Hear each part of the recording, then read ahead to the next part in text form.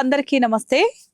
మనం మే నెలలో రాశి ఫలాలు మారినవి అసలు ఎవరికి ఎలా ఉండబోతుంది ఏంటి అనేది మే నెల మాస ఫలాల వీడియోలో మనం చూసాం కదా.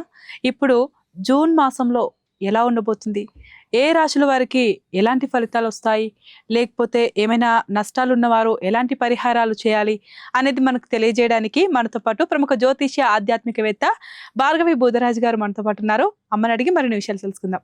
అమ్మ నమస్కారం. నమస్తే అండి. ఎలా ఉన్నారమ్మా? బాగున్నామండి. అమ్మ, ఇప్పుడు మనం కిందటి వీడియోలో మే నెల మాస ఫలాల గురించి మాట్లాడుకున్నాం కదా. ఇప్పుడు అలాగే జూన్ మాసం గురించి మాట్లాడుకుందాం. అసలు జూన్ మాసంలో రాశి ఫలాలు ఎలా ఉండబోతున్నాయి, ఏ రాశుల వాళ్ళకి మంచి ఫలితాలు ఉండబోతున్నాయి? శ్రీ గురుభ్యో నమః, శ్రీమాత్రే నమః. జూన్ నెలలో అత్యద్భుతమైనటువంటి శుభకరమైనటువంటి ప్రధానమైనటువంటి గ్రహము గురువు మారబోతున్నారు. ఓకే.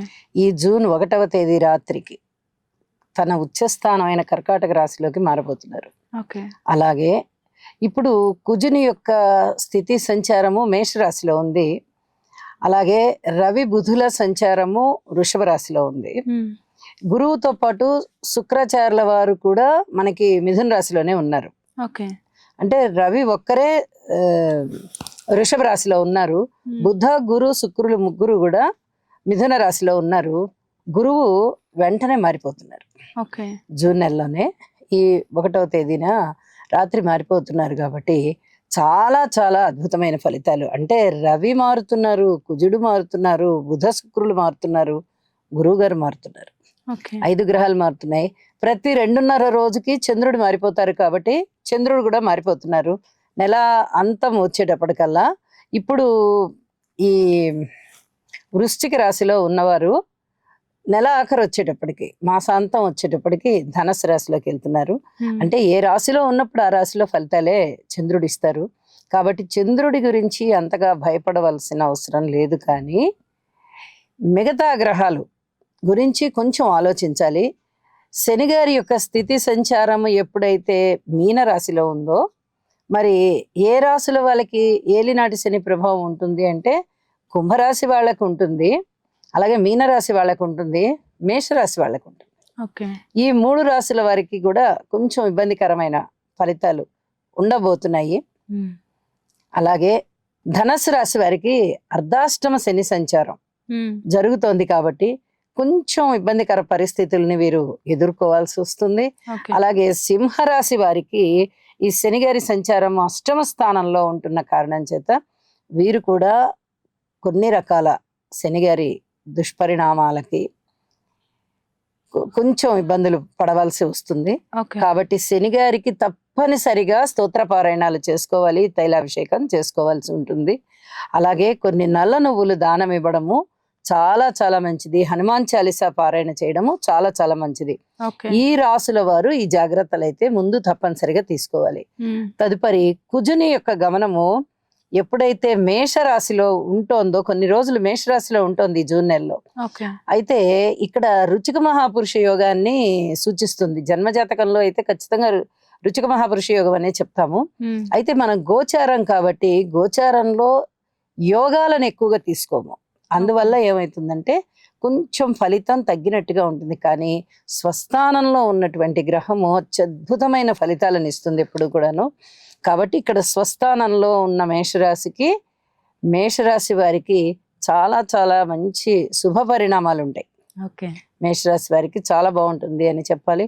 అలాగే రవి యొక్క గమనము వృషభ రాశిలోకి ఉండి కొంచెం ఈ నెల మధ్యలోకి వెళ్ళేటప్పటికి 15వ తేదీ లేదా 16వ తేదీ ఆ 2 రోజుల్లోనూ మిథున రాశిలోకి మారిపోతున్నారు. మిథున రాశిలో ఉన్నటువంటి శుక్ర బుధులు ఇద్దరు కూడా కర్కాటక రాశిలోకి గురువు గారితో పాటు మారిపోతున్నారు. కాబట్టి శుభగ్రహాలు కర్కాటక రాశిలోకి వచ్చేస్తున్నాయి.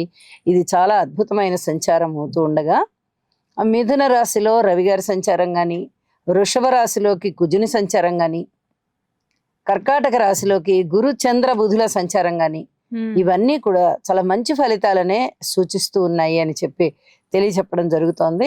అలాగే మాస ప్రారంభంలో ఉన్నటువంటి వృశ్చిక రాశిలో చంద్రుడు నీచిపడి ఉంటారు. అయినప్పటికీ కూడా శుభ ఫలితాలే ఇస్తారు. ఆయన చాలా రాసుల వారికి. అలాంటి శుభ ఫలితాలు ఉంటూ మాసాంతం వచ్చేటప్పటికి ధనుసు రాశిలోకి ఉన్నారన్నమాట ఆయన. ఓకే. మొత్తం అన్ని రాశి చక్రంలో మొత్తం ఆ రాశి చక్రాన్ని భచక్రము అని పిలుస్తాము.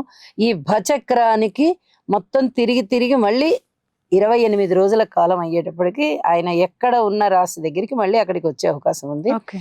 కానీ ఒక 2 రోజుల గమనం ఉంటుంది కాబట్టి ఆయనది ఒక్కొక్క ఆ, రాశి నుంచి మారాలంటే ధనస్సు రాశిలోకి వచ్చేస్తారు. ధనస్సు రాశిలో చాలా అద్భుతమైన ఫలితాలను ఇస్తారండి. అమ్మ, మే నెలతో పోలిస్తే జూన్ నెలలో ఏమైనా మార్పులు వచ్చే ఛాన్స్ ఉందంటారు? చాలా ఉన్నాయి. గ్రహస్థితులు అన్నీ మారాయి దాదాపుగా.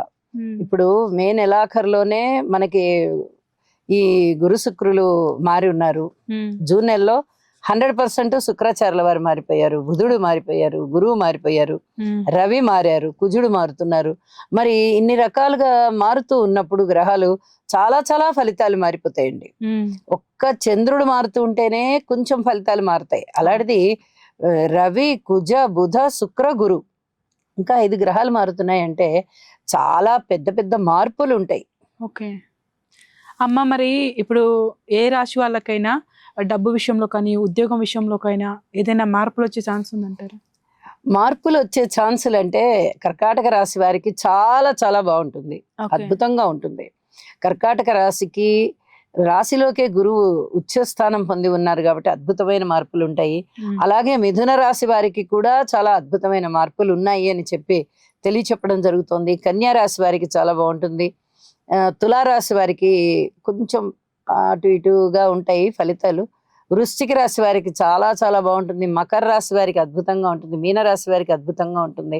కొన్ని రాశులకి ధనయోగాలు బాగా పడుతున్నాయండి. అందులో చీకు చింత లేకుండా కళ్ళు మూసుకొని వెళ్ళిపోవచ్చు అనమాట. అంత అద్భుతంగా ధనయోగాలు పడుతున్నాయి. అమ్మ, వీళ్ళ రాశి ఫలాల్లో సడన్ గా అనుకోని ట్విస్ట్లు ఏమైనా వచ్చే ఛాన్స్ ఉందంటారా? ఇంకా కుంభరాశి వాళ్ళని మనం చెప్పుకున్నట్టయితే వీళ్ళకి ఏమన్నా అలాంటి అదృష్టం వచ్చేటటువంటి అవకాశం కనిపిస్తుంది. ఓకే, అయితే కుంభరాశిలో అనుకోకుండా జరిగే అదృష్టం ఉంది. కానీ మకర రాశి వాళ్ళు మటుకు వాళ్ళ ప్రయత్నాలు వాళ్ళు చేసుకొని చక్కగా దైవ ధ్యానం చేసుకుంటూ ముందరికి వెళ్లాల్సిందే. కుంభరాశికి ఏలినాడు శని జరుగుతోంది, శనిగారి బలం లేదు. రాశిలో రాహు ఉన్నారు, రాహు బలం లేదు. సప్తమంలో కేతు ఉన్నారు, అస్సలు ఏమాత్రం బలం లేదు.